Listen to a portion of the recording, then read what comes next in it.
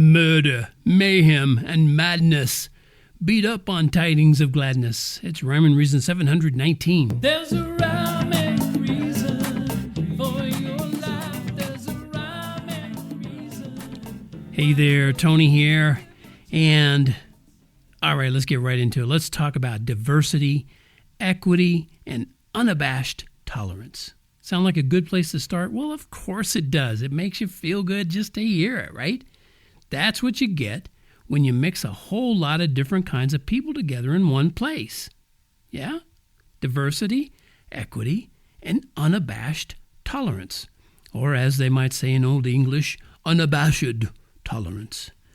And you just better brace yourself for gobs of group hugs too, right? Because peace, love, and joy overflow where masses of people go.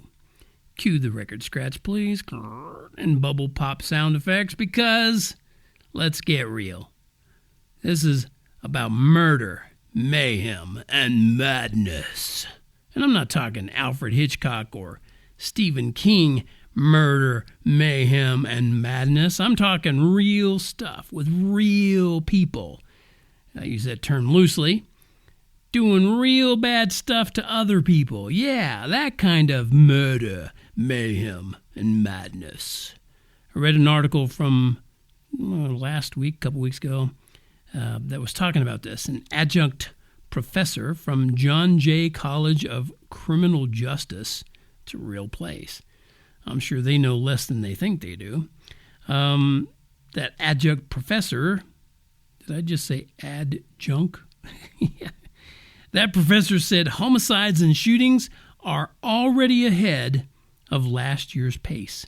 And the professor also said the problems seem to be mostly in cities. Are you kidding me? Can that be?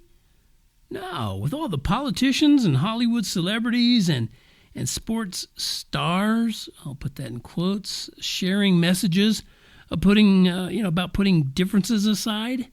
How can that be? I'm baffled, I tell you, baffled. Except, I'm not baffled. Even though the professor, who's also a former sergeant for the NYPD, and for those of you who don't know your abbreviations, your acronyms and such things, NYPD stands for the New York something or other. Anyway, this sergeant said that summer months bring out more crime because there are more people out there.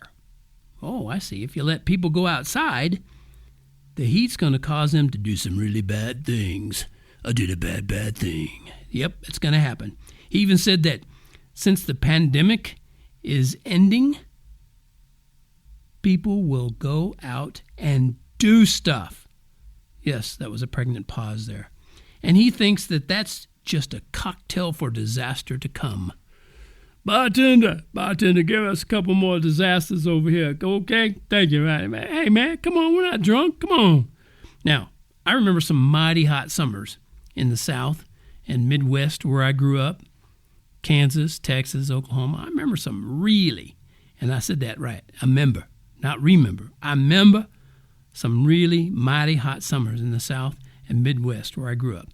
Did I mention that was Kansas, Oklahoma, and Texas? Yeah, right down the line. Hot. I'm talking about hot, serious hot. 100 degrees, multiple days in a row. But people didn't tend to blame crime on the weather back then. I guess they just didn't know better. But I got news for you. Weather ain't the problem. No.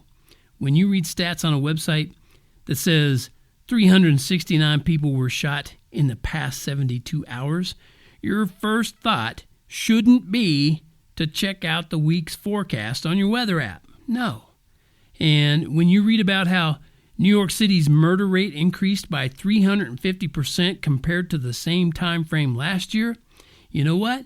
It's not time to buy more sunscreen. No.